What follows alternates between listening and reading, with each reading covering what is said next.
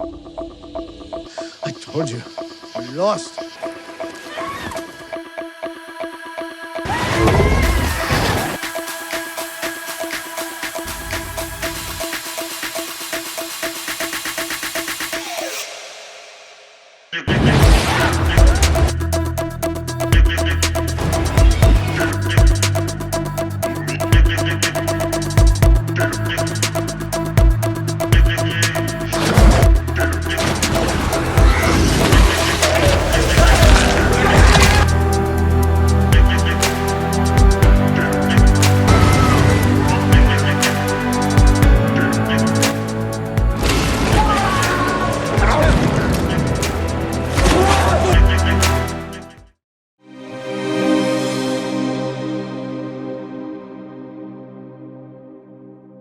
Masih bersetting di Australia, dua orang turis asal Jepang bernama Miyuki dan Akito tersesat di hutan saat hiking.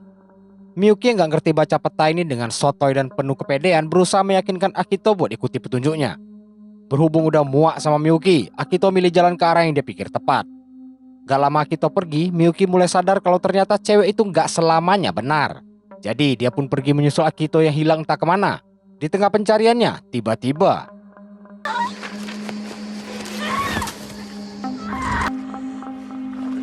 Miyuki jatuh ke sebuah goa dengan Akito yang udah jadi almarhum di sebelahnya. Lagi sedih-sedihnya hidup, mendadak sesuatu menyerang.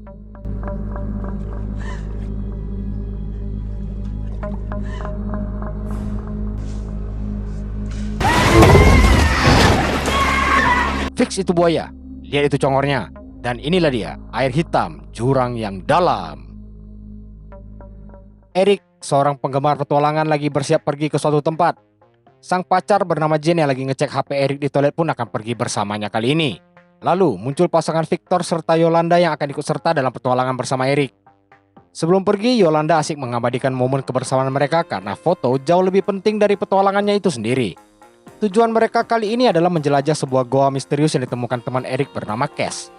Di saat mereka membahas goa inilah, Jen yang pisahkan diri bersama Yolanda dikasih tahu kalau Yolanda lagi hamil. Cuma Jen diminta rahasiakan dari Victor agar bisa jadi kejutan. Lagi-lagi kejutan.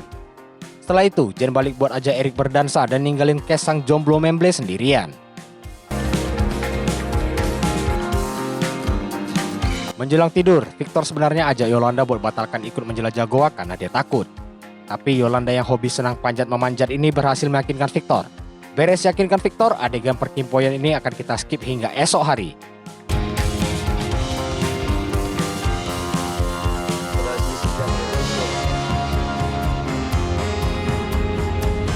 Dalam mobil, Cass cerita tentang dirinya yang gak sengaja nemuin goa itu waktu lagi tergabung dalam tim pencarian orang hilang.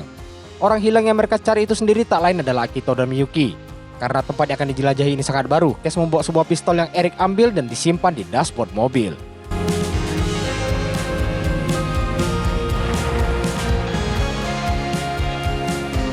Tibalah mereka di spot goa berada. Walau berpotensi badai, hal itu gak menyurutkan keinginan mereka buat teruskan menjelajah. Maka, kelima pemuda pemuli Brekele ini berjalan masuk ke area goa. Sampai di sana, tanpa buang waktu mereka mulai bersiap turun ke bawah dengan dipandu Eric. Kemudian disusul pasangan Yolanda Victor serta Cass dan Jen. Setibanya di bawah, Yolanda nemuin sebuah jalan masuk kecil yang tanpa ragu dimasuki para penjelajah Brekele. Di saat bersamaan, tampak cuaca mulai berubah.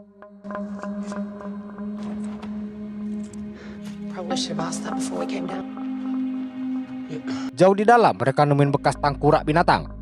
Merasa itu sesuatu yang wajar, mereka pun teruskan menjelajah di saat hujan deras mulai turun.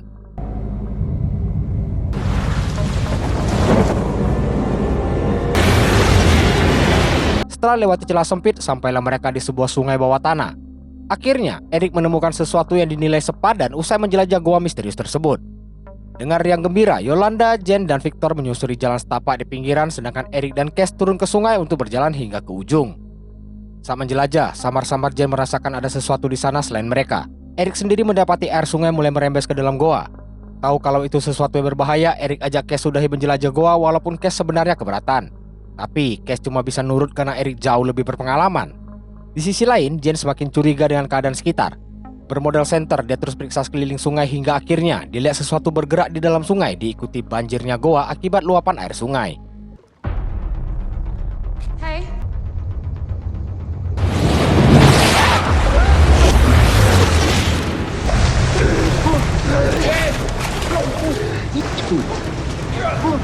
Selamatlah mereka untuk sementara waktu walau Cash harus kehilangan tasnya.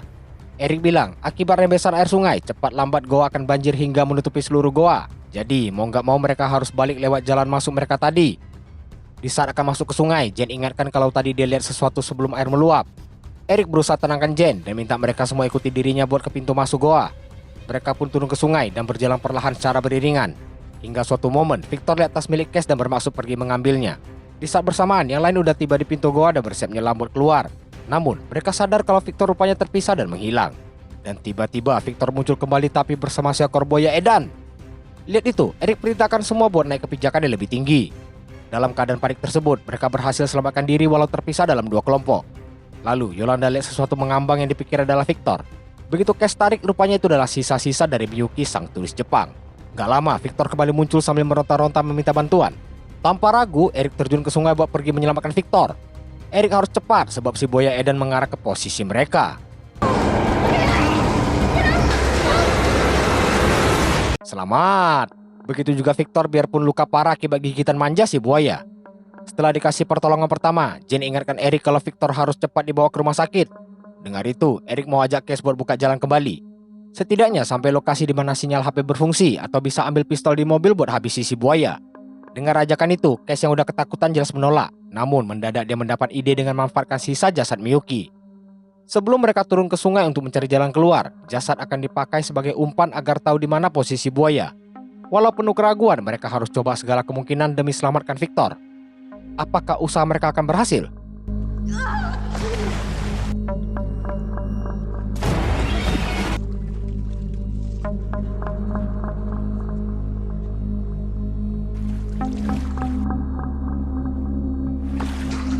Iya, berhasil sampai di ruangan lain. Eric dan Cash pun teruskan perjalanan sampai Cash lihat ada gelembung di kejauhan. Buat pastikan, Eric yang bernyali badak ini pun menyelam buat lihat lebih jelas dan ternyata tidak ada apa-apa. Sementara itu, Victor yang punya penyakit asma ini mendadak bengek.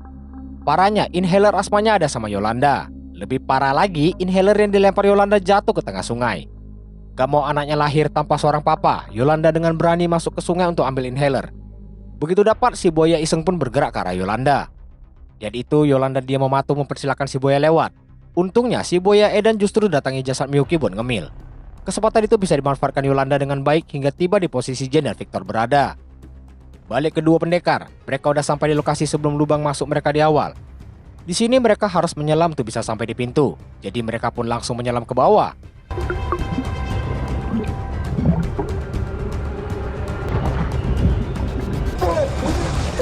Suwe tenan, pintu masuk mereka tadi tertutup longsoran batu. Gak mau nyerah, Cash ajak Eric nyelam lagi buat geser batu tersebut, namun hasilnya sia-sia.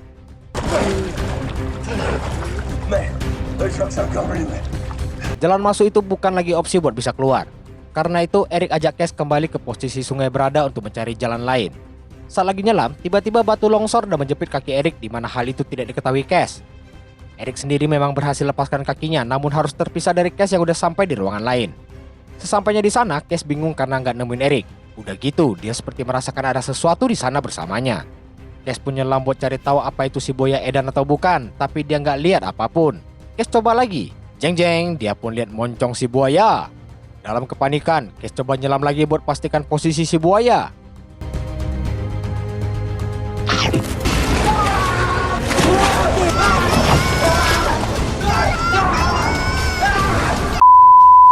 Dari samping si buaya muncul menyerang Cash. Demikianlah akhir hidup dari Cash, sang jomblo memble di film ini. Balik ke Eric yang tiba di posisi Cash tadi. Setelah perhatikan sekeliling, Eric temukan senter milik Cash yang disimpulkan kalau Cash udah bersatu di dalam perut buaya bersama Miyuki dan Akito. Yolanda belajar dari kesalahan Grace di film pertama, jadi dia pun kasih tahu Victor kalau dia lagi hamil. Di sekitar situ juga, Jen nemuin jalan lain bersamaan dengan baliknya Eric. Dengan penuh kesesakan, Eric info tentang jalur keluar yang ketutup serta kematian Cash. Daripada terus larut dalam kesedihan, Eric segera pergi periksa jalan yang Jen temukan bersama Yolanda. Saat berada di jalan sempit itu, Yolanda cerita ke Eric kalau dia hamil. Dari sini harusnya kita bisa simpulkan siapa bapak dari anak di perut Yolanda. Yang pasti bukan anakku. Di tempat Jen dan Victor berada, air semakin tinggi dan nyaris mencapai posisi mereka. Karena itu mereka harus pindah ke tempat yang lebih tinggi agar aman dari si buaya edan. Setelah persiapkan segala sesuatunya, Jen membawa Victor turun ke sungai. Kemudian dia naikkan Victor dulu sebelum menyusul ke atas. Sesampainya di sana, buat pastikan keamanan dan kenyamanan penduduk setempat, Jen mulai periksa sekitar. Lalu, ciluk, bar.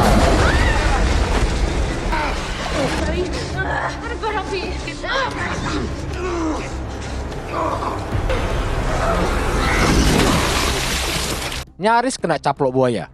Untung mereka masih bisa selamat dengan naik ke area yang lebih tinggi. Setibanya di situ, Victor mulai ceritakan kegembiraannya mengenai kehamilan Yolanda. Soalnya, beberapa tahun lalu Victor sempat jalani kemoterapi yang buat dia pikir kalau sejak itu dia jadi steril alias gak bisa punya baby. Jadi curiga sih Jen. Apalagi di kamera Yolanda ada foto-foto Eric dan Yolanda. Fix sudah.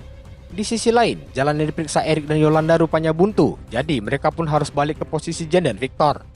Waktu Jen lagi sedih-sedihnya, dia lihat tas case yang berisi kunci mobil mengambang di sekitar. Setelah kumpulkan tekad dan nyali, dia coba raih namun tangannya kurang panjang. Dengan terpaksa dia harus turun ke sungai buat ambil tas tersebut. Begitu didapat, sang buaya kembali muncul yang buat Jen kalang kabut. Saat naik, Jen malah kepleset dan menghantam batu sampai tak sadarkan diri. Victor yang lihat posisi Jen segera turun menjemputnya walau luka parah. Sayangnya, usaha Victor itu malah menjadikan dirinya makanan si buaya.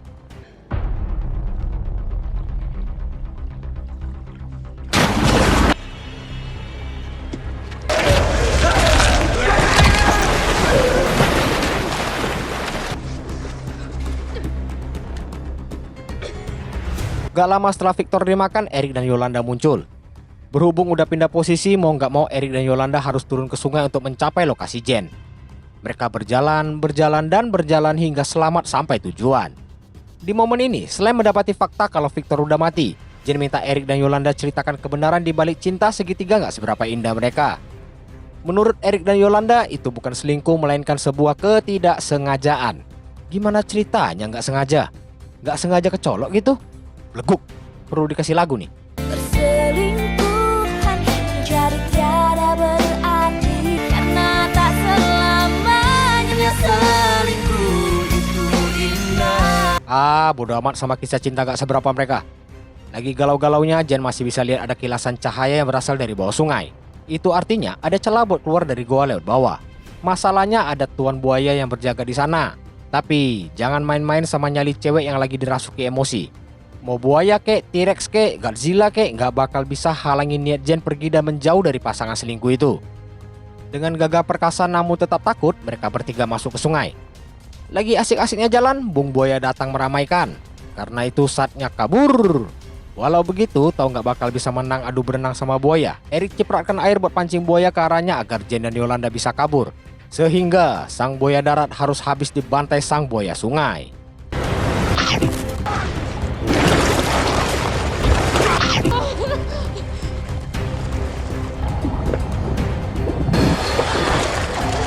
Rupanya perjudian mereka membuahkan hasil.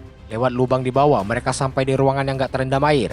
Namun, Yolanda harus terima kenyataan pahit mengenai Eric. Ayo, siapa yang bakal biaya anakmu nanti?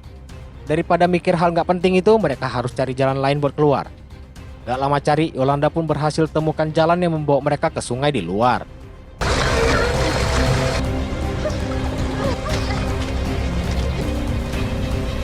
Gak jauh jalan, mereka ketemu mobil milik si Cash yang kuncinya udah dibawa si Jen. Tanpa buang waktu, mereka segera masuk mobil dan bergegas pergi dari hutan kematian ini. Tapi mau lihat skill nyetir songgok ciwai? Ini dia hasilnya.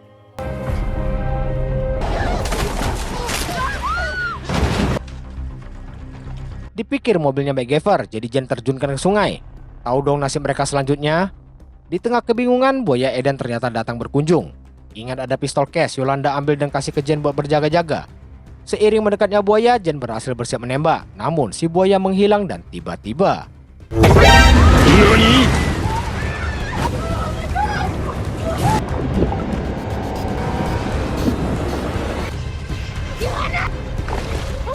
Jen dan Yolanda berhasil keluar dari mobil yang tenggelam dengan kondisi Yolanda yang alami luka di lutut.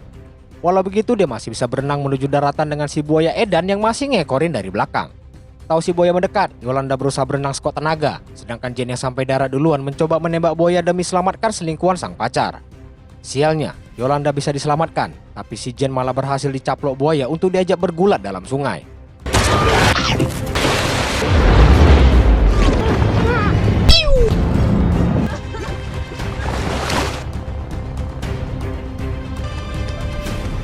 Sekali lagi, buaya ini berakhir seperti buaya di film pertama, yakni tenggelam layaknya kapal Titanic.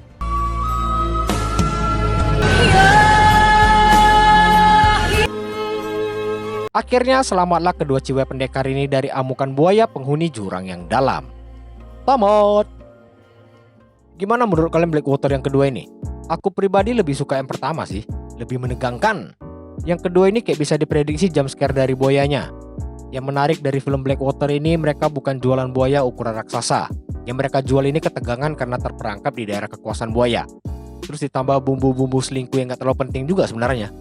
Beda sama film pertama, yang kedua ini murni fiksi dan bukan diinspirasi kejadian nyata. Gimana pun semoga bisa terhiburlah sama film amfibi edan ini. Sampai jumpa di video lainnya ya. See ya!